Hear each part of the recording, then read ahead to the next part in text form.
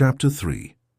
30 years before his brother's death on that stormy night in the Dragon Council, Solomon found himself in his private study, dressed in his best red tunic. The golden dragon pin clutched tightly in his palm. His blonde hair, streaked with white, fell across his shoulders in a cascade of apprehension and resolve. Solomon took a deep breath to steady himself. He had never wielded such power before. "Chancellor," he said to himself. The dust from his brother's army had not yet settled, and already he was preparing for his first council meeting. His gut was a twisted knot. This was a responsibility as large as the realm itself. His brother and all the nobles of their land were relying on him to do well.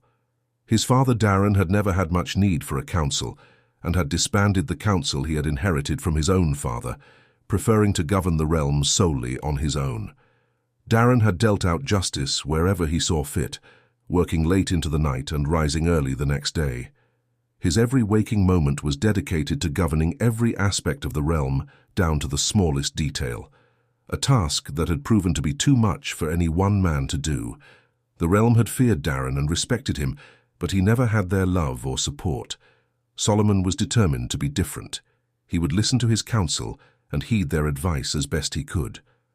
There was a knock at the door, and he quickly straightened himself and pinned the dragon pin on his chest. "Enter," he called out, trying to sound authoritative. Sir Matthew entered the room, his thick black hair and beard cascading down across his red-plated armor. "My lord, you called for me?" Nervous, Solomon crossed his arms, then set them down at his desk. Then he picked up a book and clutched it tightly, unsure what to do with his hands. "You are a good man, sir," he pointed out. "I need good men behind me if I am to rule well." The knight bowed, humbled by the kind remark. "I have served your family all my life, my lord. I was a squire in Darren's day, and now look at me, head of the city guard." "Yes," Solomon agreed. He knew he had to have the loyalty of the army if he was to have any chance of ruling well. "I am putting you on the council. In my brother's absence, you will command the city guard, and what forces of the army remain to us. You must begin training new men to refill our ranks as quickly as possible." The man stroked his black beard and nodded thoughtfully. "A large task, to be sure, but I will do what I can." With that matter settled and Solomon feeling pleased with himself, they made their way through the dragon castle to the council chamber. It was a very hot, dry, dusty day, and the weight of it was pressing upon him by the time the two of them reached the chamber where the other council members were waiting for them. The members stood around a large table with a map of the realm rolled out across it. They rose from their seats as he entered. Right away, he saw that they were short 2 members. Lord Edgar Storm, Master of the Tides, an old man with a long grey beard and deep lines on his face from a life at sea, was missing. He and his men had ridden out with the king, along with the high priest, a fat, middle-aged man who had insisted it was his duty to accompany the king to the Holy Land and give Otto's army his blessing. That brought their usual number of 7 down to just 5. The queen watched him with cold eyes as she clutched a white cloth in one hand. "She does not trust me," he reflected bitterly. Beside her, the queen's brother Eric watched him as well. He was a young man with light brown hair, and his tunic was the same pale green as his sister's dress. He was far too young to be on this council, but Ophelia's father had refused to send her alone to wed Otto, insisting her brother and future ruler of the Isles came along and was given a position of importance where he could make allies that might aid his own rule one day. Solomon suddenly felt very isolated in the middle of them. He was just one man with few allies in this city, and his brother's council was not to his liking. The final man on the council was their master of spies. It had been his men who had informed them of Duna's intentions. They took their seats and set about the task of bringing order to the realm. The room was dimly lit by flickering torches mounted on the stone walls, casting long shadows that danced across the faces of the council members. The map on the table was detailed, showing every village, forest, river, and mountain in the realm. The weight of responsibility settled heavily on Solomon's shoulders as he surveyed the faces around the table. To his right sat Sir Matthew, a steadfast and loyal knight whose presence gave Solomon a small measure of comfort. Next to Sir Matthew was Lady Ophelia, the Queen, her face a mask of cool indifference, Her brother Eric, young and ambitious, sat beside her, his eyes sharp and calculating. Across from Solomon sat the master of spies, a man shrouded in mystery, whose name was known to few, but whose influence was felt throughout the kingdom. Solomon cleared his throat, drawing the attention of the council. "Thank you all for coming," he began, trying to keep his voice steady. "We have much to discuss and little time to do so. Our realm is in a state of turmoil, and it is our duty to restore order." The master of spies leaned forward, his dark eyes glittering in the torchlight. "My lord, we have received reports of unrest in the northern provinces. Bands of rebels are taking advantage of the chaos caused by the king's absence." Solomon nodded, having expected such news. "What do you suggest?" "We must send troops to quell the rebellion before it spreads," the master of spies replied. "However, our forces are stretched thin. We will need to recruit and train more soldiers." Sir Matthew spoke up, his voice firm. "I can begin training new recruits immediately, my lord, but it will take time to rebuild our army to its former strength." Solomon sighed, feeling the weight of the task ahead. "Do what you can, Sir Matthew. We must act swiftly to restore order." Lady Ophelia spoke next, her tone icy. "And what of the nobles? Many are displeased with your brother's absence and your sudden rise to power. They must be appeased if we are to maintain their support." Solomon knew she was right, though he bristled at her tone. "I will call a meeting of the nobles and address their concerns. We cannot afford to lose their loyalty." Eric leaned back in his chair, a smirk playing on his lips. "And what of the common folk, Chancellor? They too must be kept in line." Solomon met Eric's gaze, his own eyes hard. "I will ensure that the people are cared for and protected. Their support is crucial to our success." The council continued to discuss the various issues facing the realm, from food shortages to border disputes. As the hours passed, Solomon felt his confidence growing. He might be new to this role, but he was determined to prove himself a capable leader. Finally, as the first light of dawn began to filter through the small windows of the council chamber, Solomon stood. "Thank you all for your counsel. We have much work to do, but I am confident that we can restore peace and order to our realm." The council members rose and bowed before leaving the chamber, their faces solemn but determined. Solomon watched them go, feeling a mix of relief and apprehension. This was only the beginning. In the days that followed, Solomon threw himself into his new role with a fervor he hadn't known he possessed. He met with nobles, reassuring them of his intentions and seeking their support.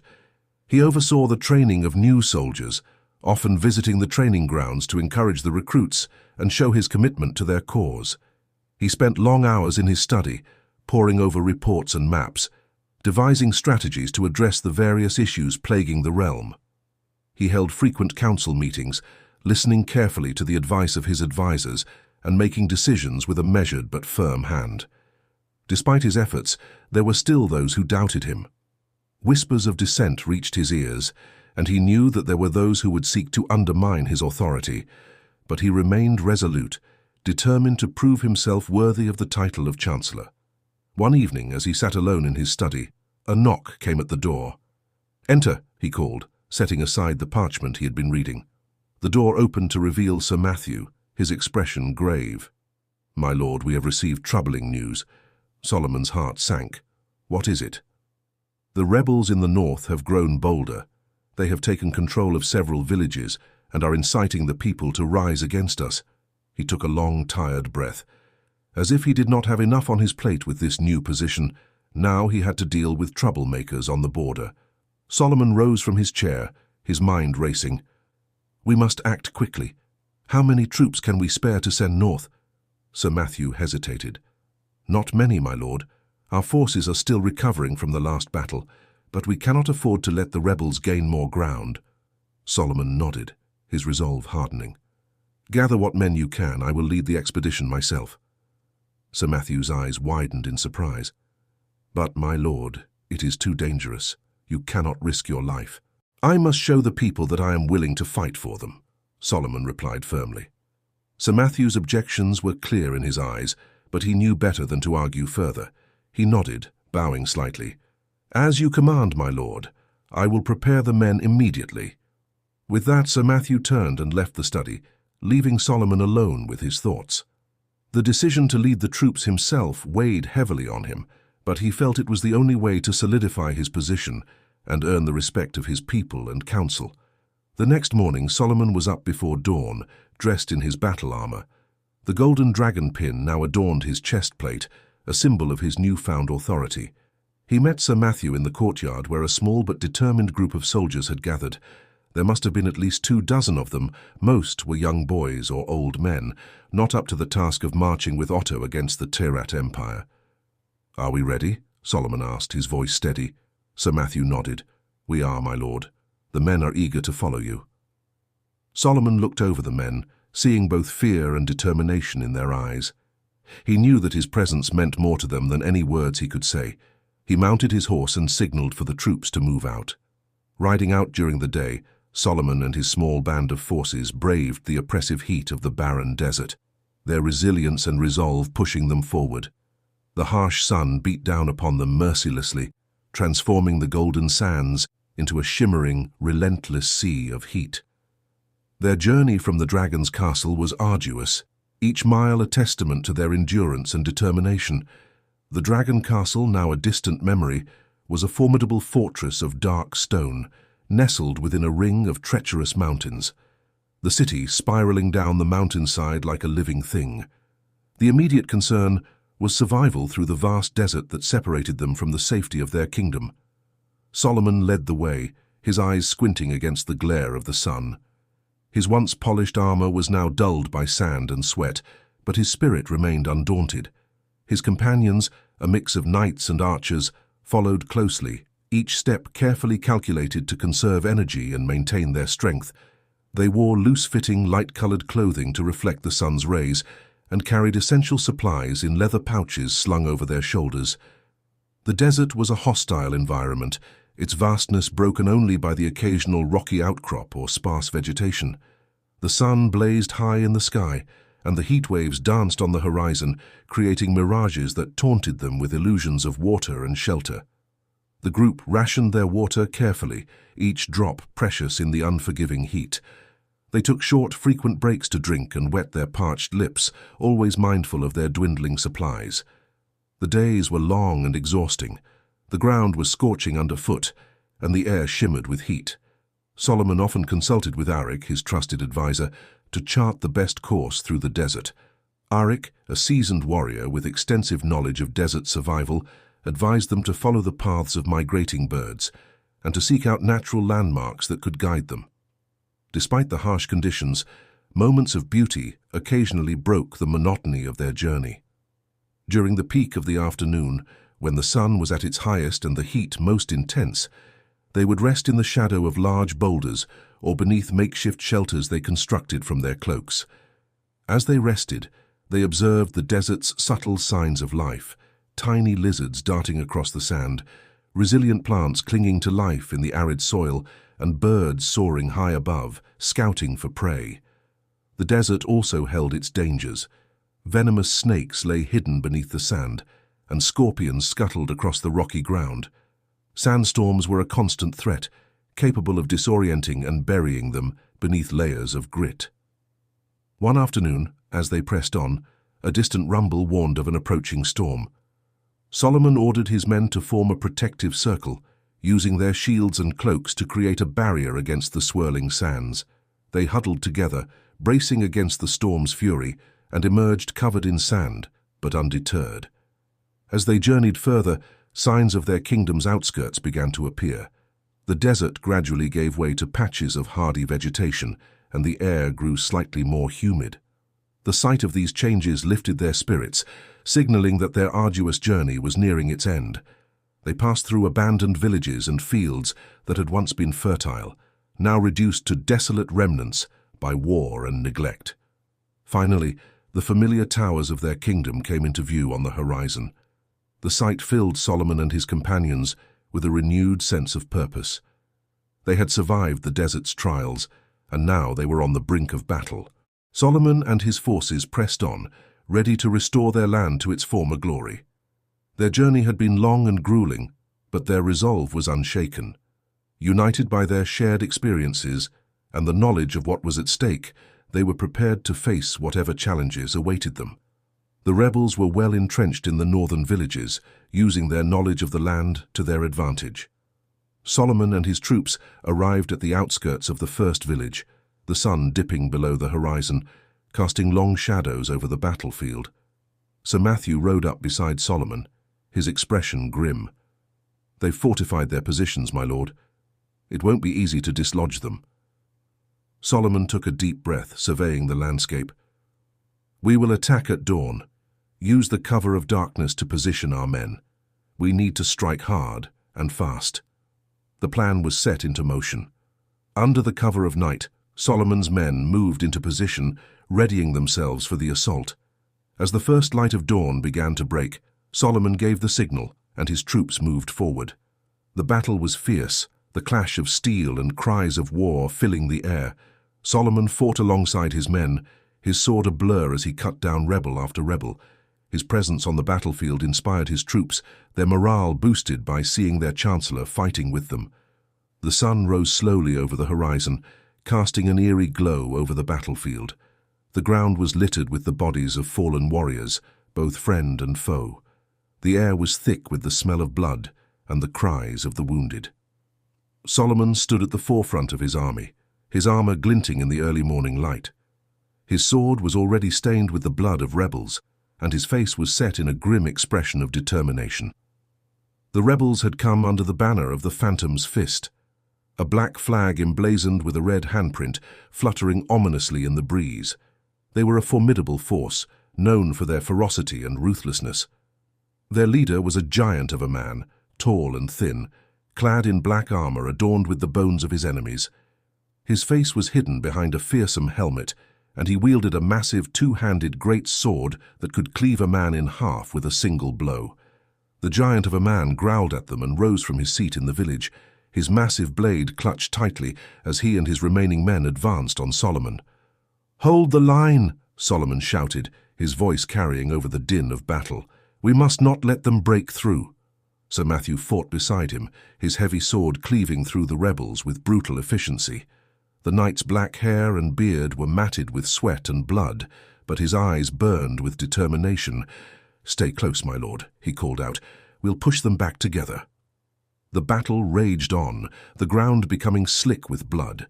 Solomon's men fought valiantly, but the rebels were relentless, their black flag a constant reminder of their determination to overthrow the chancellor's rule.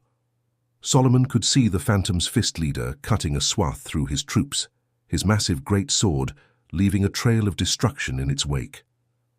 "We need to take him down," Solomon said to Sir Matthew, nodding toward the giant. "He's their leader. Without him, they'll falter." Sir Matthew nodded grimly. "Understood, my lord. Let's do it." The two of them fought their way toward the rebel leader, cutting down anyone who stood in their path. The giant noticed their approach and turned to face them, his eyes burning with malevolence behind his helmet. He swung his great sword with terrifying force, the blade whistling through the air. Solomon barely managed to parry the blow, the force of the impact sending him stumbling backward. The giant laughed, a deep, resonant sound that sent shivers down Solomon's spine. "You think you can defeat me?" the rebel leader taunted, his voice echoing from within his helmet. "I am the Phantom's Fist, and you are nothing." Solomon gritted his teeth and lunged forward, his sword aimed at the giant's midsection. The rebel leader parried the attack effortlessly and retaliated with a powerful swing of his great sword. Solomon dodged to the side, the blade narrowly missing him and cleaving through the body of a nearby soldier instead. Sir Matthew engaged the giant, his heavy sword clashing against the rebel's great sword in a shower of sparks. The knight's strength and skill were impressive, but the giant was relentless, his blows coming with a ferocity that was hard to match. Solomon joined the fray, the two of them working in tandem to try and bring the rebel leader down. The battle was fierce, the clash of steel and the cries of the dying filling the air. Blood sprayed as swords found their marks, and the ground was littered with the fallen. Solomon felt a surge of pain as the giant's great sword sliced across his side, the wound deep and bleeding profusely. He staggered back, clutching his side, his vision blurring. "Solomon!" Sir Matthew shouted, his voice filled with panic.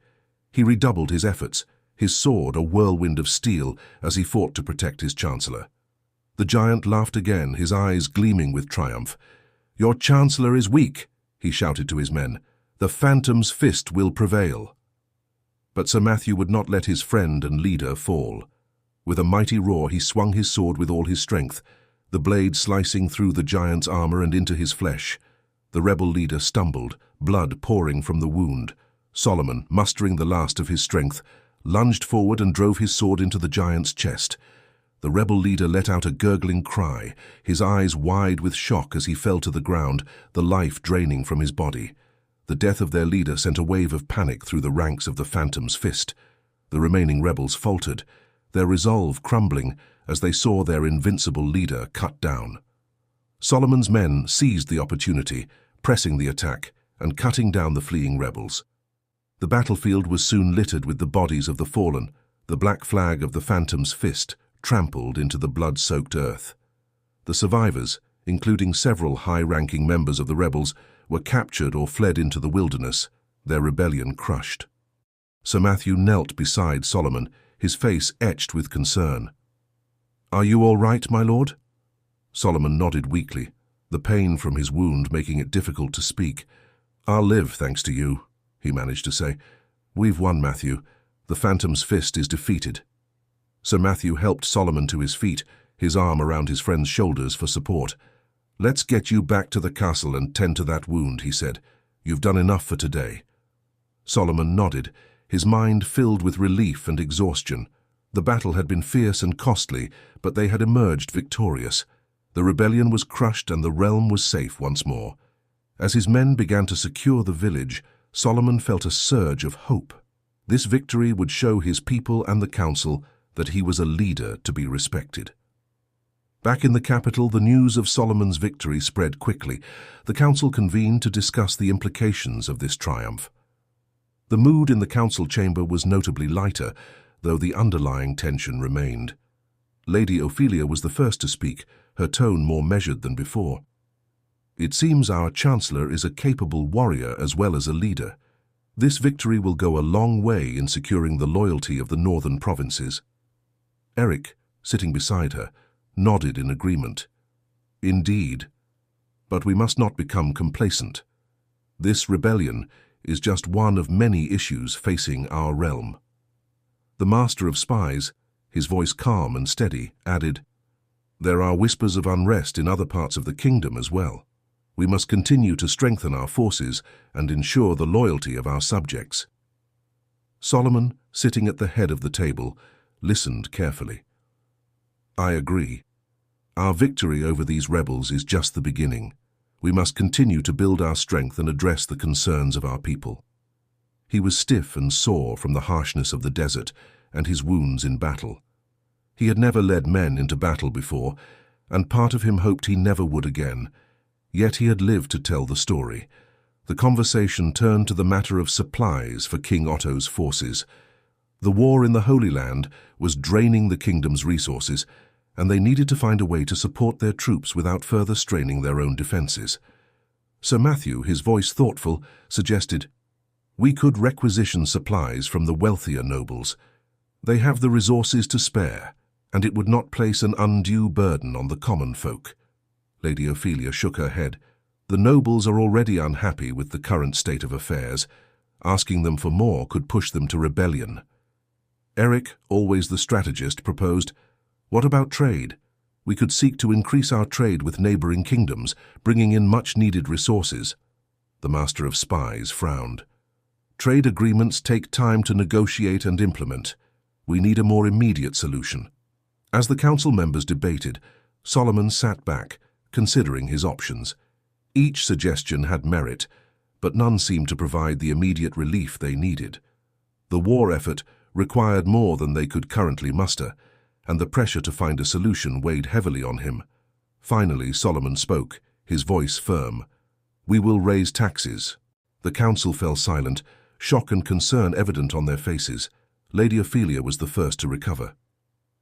"Raise taxes? On whom, my lord?" "On the people of the city," Solomon replied. "We need immediate funds to support our troops, and this is the quickest way to obtain them." Eric shook his head, his expression incredulous. The people are already struggling. Raising taxes could lead to unrest, even rebellion. Solomon met Eric's gaze, his resolve unwavering. I understand the risks, but we have no other choice. The war effort requires more resources than we currently have.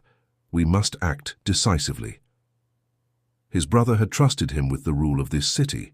He could not sit here and do nothing while their king fought a war on his own with little supplies. He had to do everything in his power to give his brother the support he needed. Sir Matthew, his loyalty to Solomon evident, nodded reluctantly. I will support your decision, my lord, but we must be prepared for the consequences. The master of spies added, I will have my men monitor the situation closely. We must be ready to respond to any signs of unrest. Lady Ophelia's eyes were cold as she regarded Solomon. You are taking a great risk, Chancellor. I hope you understand the potential consequences. Solomon nodded, his expression determined. I do. But I believe this is the best course of action. We must support our troops and bring this war to a swift conclusion. The council meeting ended on a tense note, the members departing with heavy hearts. Solomon knew that his decision would not be popular, but he believed it was necessary. He could only hope that the people would understand and that the increased taxes would provide the support needed for the war effort. The implementation of the new tax was met with immediate resistance. The people of the city, already weary from the ongoing war and struggling to make ends meet, were outraged. Protests erupted in the streets, and Solomon's popularity plummeted. Despite the unrest, Solomon remained steadfast. He spent his days overseeing the collection of the new tax and ensuring that the funds were directed to the war effort.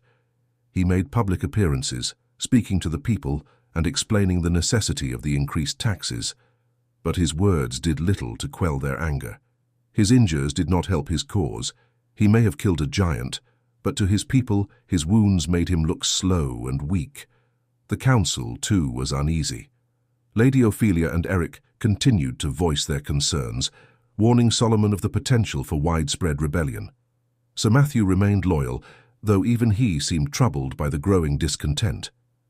The master of spies reported daily on the state of the city, his reports becoming increasingly dire. My lord, the people are growing more restless by the day. There are whispers of rebellion, and several factions are beginning to organize. Solomon listened to these reports with a heavy heart. He knew the risks he had taken, but he believed it was necessary for the greater good. He could only hope that his decision would prove to be the right one in the end. One evening, as Solomon sat alone in his study, he heard a commotion outside. He rose and moved to the window, looking down at the courtyard below. A crowd had gathered, their voices raised in anger. Torches flickered in the darkness, and the tension in the air was palpable. Sir Matthew burst into the study, his expression urgent. My lord, the people are demanding to see you. They are angry about the new tax and fear for their future. Solomon took a deep breath, steeling himself. I will speak to them. He rose, his body aching with each step as his body fought him. He needed rest and healing, yet there was no time for that now. He descended the stairs and stepped out into the courtyard, the crowd falling silent as he appeared. He raised his hands, calling for calm. My people, I understand your anger and your fear. The increased tax is a burden, but it is necessary to support our troops and ensure the safety of our realm. A voice from the crowd shouted, We are starving while you sit in your castle. How can you ask us to give more? Solomon's heart ached at the desperation in the man's voice. I know it is difficult, but we must all make sacrifices for the greater good. The war in the Holy Land is draining our resources, and we must support our troops to bring it to an end. Another voice cried out, And what about us? Who will support us? Solomon searched the crowd, seeing the fear and anger in their faces. I promise you I will do everything in my power to ensure that your needs are met. We are working to secure more resources and strengthen our realm, but we need your support in this difficult time. The crowd murmured, their anger not easily quelled. Solomon felt the weight of their distrust and anger, but he stood firm. I ask for your patience and your trust.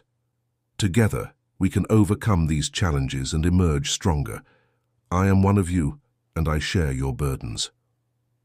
The crowd began to disperse, their muttering voices carrying a mixture of skepticism and reluctant acceptance. Solomon watched them go, knowing that the road ahead would be difficult and fraught with challenges. He turned back to Sir Matthew, his expression weary but resolute. "We must continue our efforts to support the war and address the needs of our people," Solomon said. "Ensure that the funds from the new tax are used wisely and transparently. We need to show the people that their sacrifices are not in vain." Sir Matthew nodded, his loyalty unwavering. "I will see to it, my lord. But be cautious. The tension in the city is palpable, and we must be prepared for any unrest." Days turned into weeks, and the new tax took its toll on the city's residents. The market squares were filled with whispers of dissent, and small acts of defiance began to surface. Graffiti appeared on walls, denouncing Solomon and his council. There were rumors of secret meetings and plots to overthrow the chancellor. Solomon spent long hours in the council chamber, his advisers' voices a constant murmur of concern and strategy. Lady Ophelia was particularly vocal, her tone sharp as she warned of the growing unrest. "We cannot ignore the people's suffering," she said. "The increased tax is pushing them to the brink. We must find another way to support the war effort."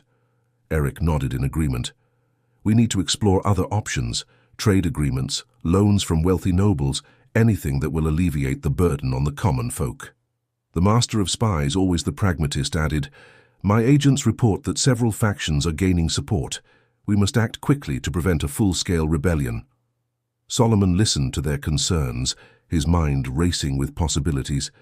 He knew that his decision to raise taxes had been a desperate one, and the consequences were becoming increasingly apparent. But he also knew that the war effort required immediate and substantial resources. "We will explore other options," Solomon said finally, "but the tax must remain in place for now. We cannot afford to divert resources from the war effort. I will meet with the nobles and seek their support, and we will expedite any trade agreements we can negotiate." The council members nodded, though their expressions were troubled. They knew the difficulties that lay ahead, and the risks they were taking by continuing the current course. As the weeks passed, Solomon's efforts to secure additional resources did not bear much fruit. The wealthy nobles were pinching their own pennies, worried to spend the coin that had in case they could not replace it later. New trade agreements were difficult in times of war. Solomon had little to offer them except empty promises and his brother's good name. Now it seemed as though even the nobles would turn against him. Whispers that he should have died against the rebels began to stir among the quiet places of the city, and talk that the realm would be better off without him became less and less secret. The unrest in the city continued to simmer. Small skirmishes broke out in the streets, and Solomon's soldiers were stretched thin trying to maintain order. The tension was palpable, and Solomon knew that a single spark could ignite a full-scale rebellion. One night, as Solomon sat in his study, a shadowy figure appeared at the door. It was the Master of Spies, his expression grave. "My lord," he said quietly, "there is a plot to assassinate you. Several factions have joined forces, and they plan to strike soon." Solomon's heart pounded in his chest. "Do we know who is behind it?" The Master of Spies nodded. "Several leaders of the rebellion have been identified. They are meeting tonight in a tavern on the outskirts of the city. We can move in and apprehend them, but it will be a dangerous operation." Solomon took a deep breath, his mind racing. "Gather your best men and move quickly. We must strike before they have a chance to act." The Master of Spies nodded and disappeared into the shadows, leaving Solomon alone with his thoughts. He knew that this was a critical moment. The fate of the realm rested on his ability to maintain control and thwart the rebellion. The operation to apprehend the rebel leaders was swift and decisive. Under the cover of darkness, Solomon's men moved through the city, converging on the tavern where the conspirators were meeting. The Master of Spies led the way, his agents slipping silently through the night. As they approached the tavern, the tension was palpable. Solomon's soldiers surrounded the building, their weapons drawn and ready. The Master of Spies signaled, and the doors were kicked open, the soldiers pouring into the room. The rebel leaders were caught off guard, their expressions a mix of shock and fear. They were quickly subdued, their weapons confiscated, and their hands bound. Solomon's men moved with practiced efficiency, ensuring that no one escaped. Solomon entered the tavern, his gaze sweeping over the captured conspirators. He recognized several of them as prominent figures in the city, their faces twisted with defiance and anger. "Your plot has been foiled," Solomon said, his voice steady. "You will be taken to the dungeons to await trial. Justice will be served." One of the rebels, a burly man with a scar across his cheek, spat on the floor. "You may have stopped us, Chancellor, but the people will rise. Your tyranny will not go unchallenged." Solomon met his gaze, his expression hard. "I am not a tyrant. I am trying to save this realm, but I will not tolerate treason. Take them away." The men cursed and screamed at him as they were led out into the night. "The goddess will curse you for all time," one of them called out. "You are a plague on this city. May you burn in hell." The soldiers escorted the rebels out of the tavern, their protests echoing in the night. Solomon watched them go, feeling a mixture of relief and exhaustion, their words wounding his soul. He looked up to the night sky and at the stars above. Was he truly cursed? Had all his efforts to help his brother made him such a hated man? He wondered how his father would have dealt with such unrest. King Darren had never had to deal with such thing. Solomon gritted his teeth and hardened his heart. If he must be cursed, so be it. One way or another, he would get the coin his brother needed, and they would win this war. Whether the goddess damned him or not, it made no difference now.